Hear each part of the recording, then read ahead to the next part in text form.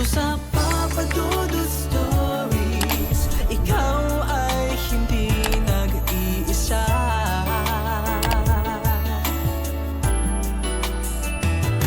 Dito sa Papa Dudut Stories, may nagmamahal sa'yo. Papa Dudut Stories, Papa Dudut Stories. Dear Papa Dudut, sa lahat po ng mga nakatutok ngayon, huwag pong kalimutan mag-like, mag-share at mag-subscribe. Maraming salamat po sa inyong lahat.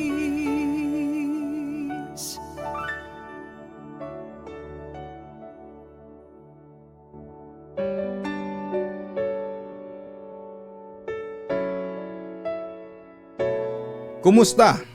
Sana po ay maganda ang araw ninyo habang nakikinig ng aking kwento sa Papa Dudut Stories. Ako po si Verla, 37 years old na sa ngayon. Isang ina sa araw pero pokpok naman at dating adult content creator naman sa gabi. Kilala ko sa alias kong Queen V. At hindi naman sa pagmamayabang pero maraming lalaki ang nahuhumaling sa akin. Aminado akong hindi ako masyadong kagandahan. Sakto lang pero napakagaling ko sa performance. Kaya hinahanap-hanap ako ng mga kalalakihang naghahanap ng panandaliang aliw. Pero Papa Dudut, siguro'y nagtataka kayo kung bakit ako nauwi sa ganitong trabaho. Yon ang ikakwento ko sa inyo ngayon. Bata pa lamang ako nang maghiwalay sina mama at papa. Nalaman ko na may ibang babae si papa. At mula noon ay hindi na siya bumalik pa. Naiwan kaming dalawa ni mama at siya na ang naging mundo ko. Lumaki akong nakikita ang lahat ng sakripisyo ni mama. Siya ay may regular na trabaho. Maagang umalis at gabi na kung makauwi. Hindi siya nag-asawa ulit at minsan ay iniisip ko na baka dahil ayaw na niyang masaktan. Bata pa ako pero alam ko na mahirap ang kanyang pinasan. Habang lumalaki ako ay unti-unti rin akong nadadala ng impluwensya ng barkada. Sa high school ay naging normal na ang inom dito at inom doon. Minsan nawawala na ako ng disiplina. Mas inuuna ko ang gimmick kesa sa pag-aaral. Kahit alam kong pinaghihirapan ni mama ang lahat, madalas pa rin akong nagpapadala sa barkada. Isang gabi bandang 11:00 dahil masyado na akong lasing noon, ay doon na lamang ako nakitulog sa bahay ng kaklase kong lalaki na si Tommy. Dalawa lang naman sila ng tatay niya ang nakatira doon. Hiwalay kasi ang mga magulang ng kaklase ko. At yung tatay niyang si Rodel ay nabalitaan kong isang callboy at macho dancer.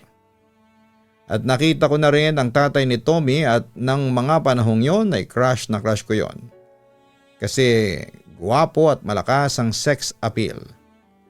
Ang totoo niyan ay kamukha niya ang 90s male sexy star na si Leandro Baltimore. At kahit may edad na ay ang ganda pa rin ang pangangatawan nito at parang ang bango-bango pa rin niya. Mabalik tayo sa aking kwento. Yun na nga pagkatapos kong makatulog ay nagising ako bandang 3:00 ng madaling araw. Bumangon ako para pumunta ng CR at para uminom ng tubig. Pagkatapos noon, nang babalik na ako doon sa kwarto ay nakita kong bukas ang pinto ng isa pang kwarto. Pumasok ako doon at nakita ko si Rodel na natutulog. Wala siyang damit na pangitaas pero nakasuot ng red na boxer shorts. Napatingin ako, Papa Dudut, sa katawan ng ama ni Tommy at hindi ko mapigilang mapalunok. Paano ba naman kasi kahit natulog si Rodel ay nangaakit pa rin po ito. At kahit na babae ako ay humahanga din ako sa angking kakisigan ng isang lalaki. By the way, 18 years old na ako that time. Kahit nasa third year high school pa lamang ako noon at nawala ang aking virginity nung ako'y 15 pa lamang dahil nagkaroon ako ng boyfriend noon. At dahil nasa tamang edad na ako ay wala akong takot na i-express ang sarili ko pagdating sa mga nararamdaman ko, especially kapag tungkol sa love at sex. Sumabalik tayong muli sa kwento ko. Pumasok ako sa kwarto at doon ay nilapitan ko si Rodel. Naghihilig pa nga ito at nakatihaya kung matulog. Sinamantala ko naman ang pagkakataon at umupo ako sa tabi ng higaan ng tatay ni Tommy. Dahan-dahang kong hinawakan ang katawan nito. At nakaramdam ako ng init sa katawan ko. Ang utak ko'y nagulo. Alam kong mali, alam kong bawal. Pero sa gabing yon ay tila sinusubok ako ng sarili kong demonyo. Humiga ako sa tabi ni Rodel. Yakap lang sana. Simpleng lambing lamang ang gusto ko. Pero habang nakahiga ako ay naramdaman kong lumalaban ang isipan ko. May boses na nagsasabing huwag at may boses namang nagtutulak sa akin na ituloy ang maling iniisip. Nagpigil ako at pinikit ko ang aking mga mata at pilit na kinalma ang sarili.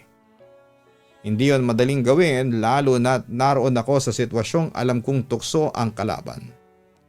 Maya-maya dahil hindi na kinaya ng katawan ko ang matinding pagnanasa sa tatay ni Tommy, hinalikan ko na ito sa labi nito. Pababa sa leeg hanggang sa makarating ako sa dibdib niya kung saan ay naging malikot ang aking mga labi. Nagpatuloy ako sa pagsisid hanggang sa marating ko ang kanyang natutulog na alaga. Doon ko ibinuhos ang lahat ng init na nararamdaman ko. Habang sayang-saya ako sa aking ginagawa ay hindi ko alam na gising na pala noon si Rodel at nakatingin na sa akin. Doon ay nakaramdam ako ng hiya at napatigil ako sa aking ginagawa. Sige, tuloy mo lang. Huwag kang mahiya. Nakangiting wika ni Rodel sa akin. At doon na nagsimula ang milagro. Nung una ako lamang ang gumagawa ng lahat pero ilang minuto ang lumipas ay tinake over na ni Rodel ang lahat. Hinalikan niya ako at nilakbay din niya ang buong katawan ko gamit ang kanyang mga labi. Hindi nagtagal ay pareho na kaming naghubad ng damit at doon ay pinag-isa namin ang aming katawan. Pinigil kong humiyaw o umungol dahil ayokong magising si Tommy at iba pang mga kaklase na nakitulog din sa bahay. Pero hindi ko mapigilan. Ibang klaseng magromansa si Rodel. Halatang eksperto na sa pagpapaligaya ng mga babae. And fast forward nakaapat na rounds kami noon. Natatandaan ko pa nga na pawis at hingal na hingal kaming pareho lalo na si Rodel. Pero bilib ako sa kanya kasi ang lakas ng stamina niya. Yung ex-boyfriend ko kasi noon isang round lang ay lopay-pay na. Pero itong si Rodel ay mukhang kaya pa yata ako hanggang 10. Ang sabi naman sa akin ni Rodel ay malakas daw ang male hormones niya. Kaya tumatagal siya at nakakailang client siya sa isang gabi. Kaya malaki daw ang kinikita niya sa pagko-callboy at nakakasurvive sila ng kanyang anak sa kanilang buhay. Pagsabit ng alas 5 maaga akong umalis ng bahay ni Tommy para umuwi na sa aking bahay para maghanda dahil may pasok pa ako sa school ng hapon. Pagdating sa classroom namin ay napansin ko si Tommy na tahimik lang noon at nakatingin sa akin palagi. Kapag kinakausap ko naman siya, kung may problema ba siya ay umiiling lang siya. Pero dahil sa makulit ako, hindi ako tumigil hanggat hindi niya sinasabi sa akin ang katotohanan. Nakita ko yung ginawa ninyo ni Papa pag-amin niya sa akin. Nagulat naman ako at nakaramdam ng hiya nang sabihin ni Tommy yon sa akin. Galit ka ba sa akin? Malungkot na tanong ko sa kanya. Hindi, Verla. Ang totoo niyan ay nagustuhan ko pa nga yung ginawa ninyo eh. Matagal ko rin kayong pinanood. Ayun, ang dami kong pinalabas kanina nung nasa CR ako. Natatawang sabi ni Tommy sa akin. Pero Verla, hindi ko akalain na ang hot mo pala. Pabiro pa niyang sabi sa akin. Natawa lang ako noon sa sinabi niya. Samantala simula noon Papadudot ay madalas na akong tumambay sa bahay ni Tommy para maranasang muli ang masarap at mainit na romansa ni Rodel. Hindi nagtagal ay pumasok na rin si Tommy sa eksena namin ni Rodel. Nag-father and son team up para igang ako. Pero hindi ako tumutol doon. Katunayan ay gustong gusto ko yung ginagawa nila sa katawan ko. Hindi lang init ang nararamdaman ko noon kundi parang nararamdaman ko rin na malaya ako at nakakatuwa para sa akin na sinasamba ng dalawang lalaki ang aking katawan. Hindi nagtagal ay naisipan ni Rodel na videohan ang paglalaro naming tatlo tuwing gabi. Pero syempre dahil may concern si Rodel sa amin ni Tommy ay pinagsusot niya kami ng bonnet para hindi kami makilala at para mapangalagaan pa rin ang reputasyon namin. At ayun, pagkatapos ng mainit na shoot ay ibinebenta ito ni Rodel sa mga gumagawa ng pirated videos noon. At kumakalat talaga ang mga video namin. Doon nagsimula ang alias ko na Queen V.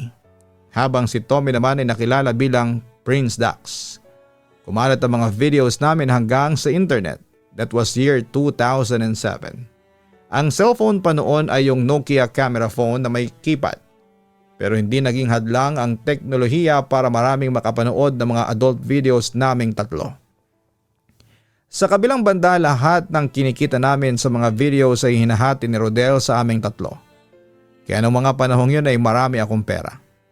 Nagtataka nga noon si Mama kung bakit hindi na ako humihingi ng baon sa kanya. Siyempre hindi ko naman sinabi kay Mama ang totoo. Ang sabi ko lang ay nagpa-part-time job ako sa isang fast food kaya may pera ako. Papadudot nagpatuloy ang paggawa namin ng threesome adult videos hanggang sa graduate kami ni Tommy ng high school at nakapasok sa kolehiyo. Yun nga lang pagkatapos ng first year sa college ay nagpasya si Tommy at si Rodel na umuwi na lamang sa kanilang probinsya sa Cebu kaya natigil na ang collab namin. Nagkataon din na nagkasakit noon si Mama at kinailangan niya palagi ng pera para ipambili ng kanyang mga gamot. Dahil dito ay nagpasya na akong pumasok sa pagbebenta ng laman. Na-hire ako sa isang nightclub bilang GRO at doon ay dinala ko ang alias kong Queen V. Nanibago ako at hindi ko masikmura noon ang ginagawa ko. Kung dati bilang adult content creator ay nakakaya ko pa since si Rodel at Tommy lang naman ang nakakatali ko. Pero sa puntong yun ay iba't ibang lalaki ang nagpapakasasa sa katawan ko. May mabango, may mabaho at may amoy alak. Meron ding sadista at may bastos. Meron ding maarte, may mapanglait at matapobre. Sari-saring ugali ng lalaki ang na-encounter ko pero tiniis ko yon alang-alang sa pera at para makabili ako ng gamot ni Mama. Papadudot, 3 years ako naging pokpok bilang si Queen V bago ko napagpasyahang tumigil kasi hindi ko na talaga kaya noon. Sinubukan kong maghanap ng disenteng trabaho. Nakapasok naman ako bilang sales lady sa isang mall. Doon ko nakilala si Jonel, isang security guard. Hindi nagtagal ay naging mag-boyfriend kami and fast forward naging mag-asawa kami. Kaso nung isang buwan pa lamang kaming mag-asawa ay na-involve si Jonel sa isang iskandalo kung saan ay naging viral ito at nasibak siya sa kanyang posisyon bilang security guard. Hindi niya matanggap yon kaya inilaban pa niya. Pero isang aksidente ang dumating. Naaksidente siya sa motorsiklo na naging dahilan para magkaroon siya ng deformity at tuluyan ng matanggal sa pagiging security guard. Dahil dito ay nagpasya na lamang si Jonel na bumalik sa kanyang probinsya. Siyempre sinama niya ako at doon ay naging magsasaka na lamang siya. And fast forward ulit nagkaroon kami ng 3 anak ni Jonel. Sina Risa na 9 na taong gulang, si Jack na 7 taong gulang at ang bunso kong si Tala na 4 na taong gulang. Isang araw habang nagtatrabaho sa bukid, bumagsak siya at hindi nakabangon ng maayos. Sinabi ng doktor na heat stroke at tatagal ang pagbangon. Mula noon, hindi kami nakabalik sa dati. Siya ang hirap humawak ng kutsara. Siya ang hindi makalakad ng maayos. Siya na ang nangangailangan ng tulong sa lahat ng bagay. Alam nyo, ang pagpapakasipag ko noon ay naglalaba, nagluluto, namamalengke at gumagawa ng maliit na sideline. Pero habang tumatagal ay lumalaki din ang gastusin. Nag-aaral ang mga anak ko, may kuryente, tubig, gamot at may mga araw na ubos talaga ang pera. May mga araw din na nagkakasakit kami. May reseta na hindi ko mabibili. Sabi ko sa sarili ko ay hindi ako pwedeng umiyak lang. Dapat ay kumilos na ako. Isang gabi may lumapit sa akin sa palengke isang kakilala ng kapitbahay namin. Verla, may kakilala akong naghahanap ng babaeng babayaran kada gabi one night stand. Sabi niya, baka interesado ka. Pinili ko munang hindi pansinin yon dahil hindi kaya ng konsensya ko. Pero nung gabi na walang bigas at umuulan, ang anak ko ay hindi nakakain. Nanginig ang mga kamay ko, pumasok sa isipan ko ang mukha ni Jonel habang humihinga siya ng mahina. Pumasok ang mukha ng mga anak ko na nanlalamig sa gabi dahil wala raw pambayad sa gasera. Kaya napilitan akong pumasok ulit sa pagiging pokpok at performer sa mga nightclubs. Dinala ko ang pagiging Queen Vico hanggang probinsya ng asawa ko. Hindi maganda ang simula. Dinala ko sa isang lugar na hindi pamilyar sa akin. Pinakita sa akin ang silid kung saan may lalaki naghihintay na hindi ko kilala. Naiyak ako bagamat dati na akong pokpok. Naiyak pa rin ako noong mga sandaling yon kasi matagal ko nang gustong takasan ng pagiging Queen V. Dahil ayokong masira ang reputasyon na meron ako sa harapan ng mga anak ko. Ayokong dumating ang araw na inaapi at tinutokso ang mga anak ko ng mga kapwa nila bata na pokpok naman ang nanay mo, ang baboy ng nanay mo at kung ano-ano pang pangiinsulto. Kung dati okay lang sa akin na maging pokpok kasi reputasyon ko lang naman ang masisira. At kaya kong indahin ang mga pangiinsultong matatanggap ko mula sa mga mapanghusgang tao. Pero ngayong may pamilya na ako, lalo na 3 ang anak ko tapos ay 2 doon ay babae din katulad ko. Nawalan ako ng kapal ng muka at ayokong maranasan ng pamilya ko ang mga panlalait na natatanggap ko. Pero naging desperada na ako noon, Papa Dudut. Lalo na kapag naiisip ko si Jonel. Mahal ko ang asawa ko at ayoko mawala siya sa akin kaya pikit mata kong ginampanan ang pagiging isang Queen V. Madali din namang natapos at doon ay napatingin ako sa dala kong pera na kailangan para sa gamot at bigas. Doon ko nalaman kung paanong mabilis na nagbabago ang isip mo kapag ang gutom at takot na ang nagbubunsod. Nilagay ko ang sarili ko sa isang papel na hindi ko akalain na gagampanan ko. Minsan nagtataka ako kung paano ko nagawang ilihis ang tingin ng sarili ko. Pagkakauwi ay sabay kong niyayakap ang mga anak ko. At sabay sabi nila na salamat mama, may ulam na tayo. Kulang pa ang panggabi kong pagluha. Sa umaga nagiging ilaw na ako. Nagluluto, naglalaba, nagwawalis parang walang nangyari sa gabi. Ngunit gabi-gabi ay may bangungot na hindi ko mapawi. Nilalamon ako ng hiya at konsensya. Hindi ko alam kung dapat ko bang ipagpatuloy kung titigil ako. Baka mawala na kami ng pambayad sa kuryente. Baka hindi makapag-aral ang mga bata. Baka lumala ang kondisyon ni Jonel. Pero bawat padalang pera na dumarating mula sa gawaing yon ay may katapat na sugat sa puso ko. Minsan naiisip ko na baka ako ang nag-aaksaya ng dangal ko para sa survival. Minsan naman ay iniisip kong anong klaseng mama ako kung hahayaang magutom ang mga anak ko. Naglalakad ako minsan sa gabi at pinagmamasdan ang mga bituin. Nagdarasal ako. Humihingi ako ng tawad sa Diyos at nag-iisip kung meron pa bang paraan. Naganap ako ng iba pang trabaho, nagbenta ng kakanin, nagtinda ng gulay, tumanggap ng mga labada. Lahat ng ito ay hindi po sapat. At may pagkakataon na meron ding tumutulong na kapitbahay o kaibigan. Pero hindi palagi. At ayaw ko rin na palaging umasa at ayaw kong maging pabigat. May mga sandali na nagkakaroon ako ng lakas ng loob na lumantad sa katotohanan. Gusto kong sabihin sa asawa ko pero natatakot ako. Hindi niya alam ang nakaraan ko. At kung sabihin ko sa kanya, paano kung masakit pala yon sa kanya? Paano kung mawala ang respeto niya sa akin? Paano kung mawala ng pag-asa ang mga anak ko?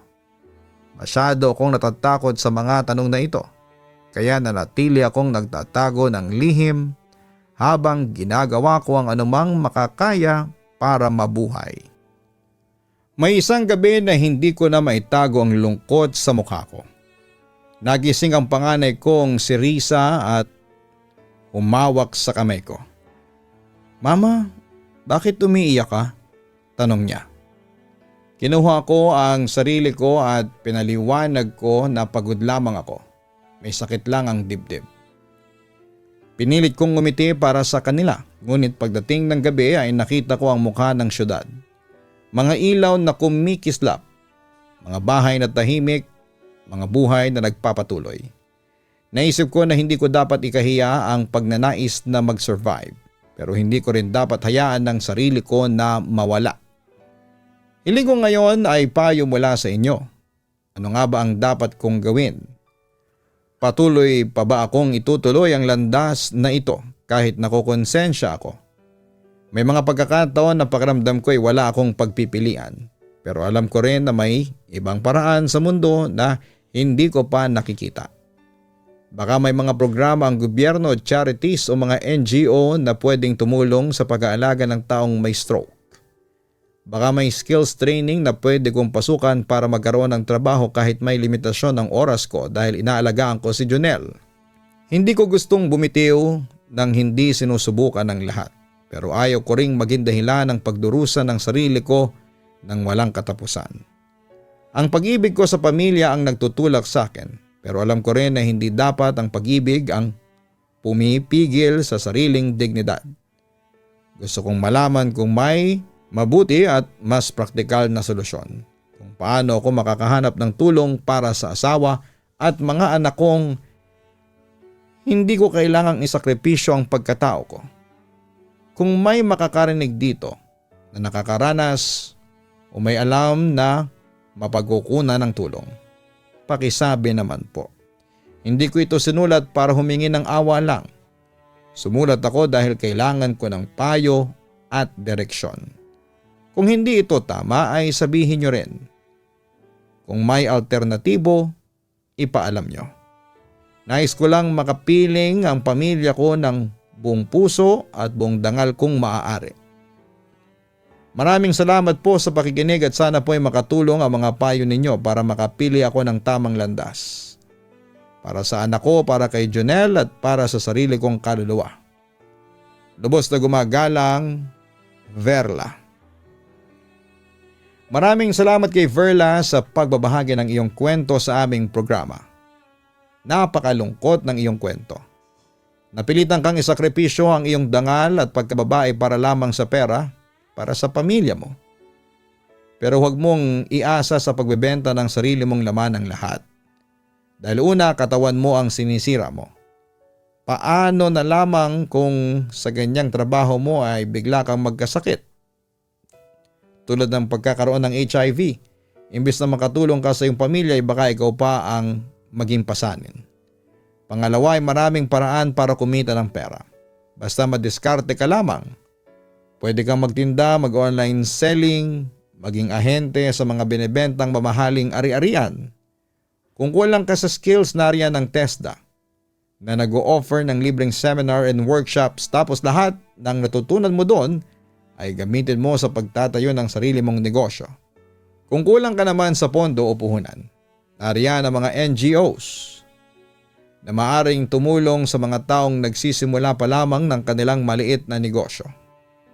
Pwede ka ring humingi ng tulong sa inyong munisipyo o city hall dahil bawat local government units ay may mga livelihood programs. Halimbawa dito sa QC, merong pangkabuhayan QC at kung saan pwede ka makakuha ng 10 hanggang 20,000 pisong capital assistance.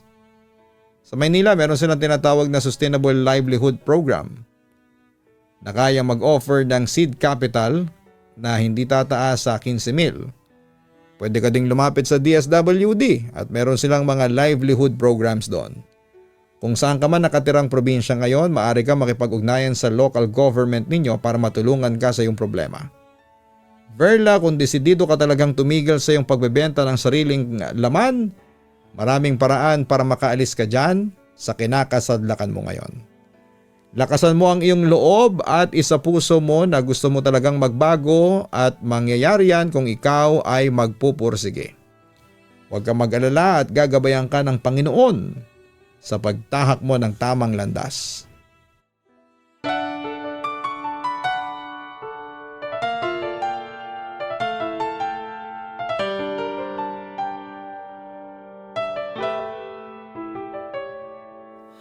Ang buhay ay mahiwaga,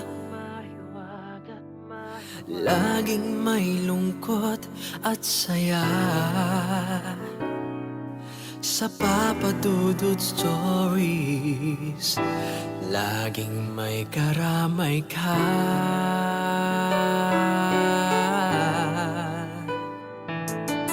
Mga problemang kaibigan, dito ay pakikinggan ka. Sa Papa Dudut Stories, kami ay iyong kasama. Dito sa Papa Dudut Stories, ikaw ay hindi nag-iisa.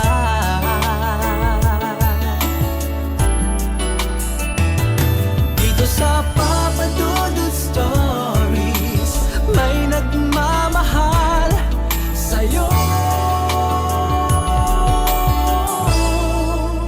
Papa Dudut Stories,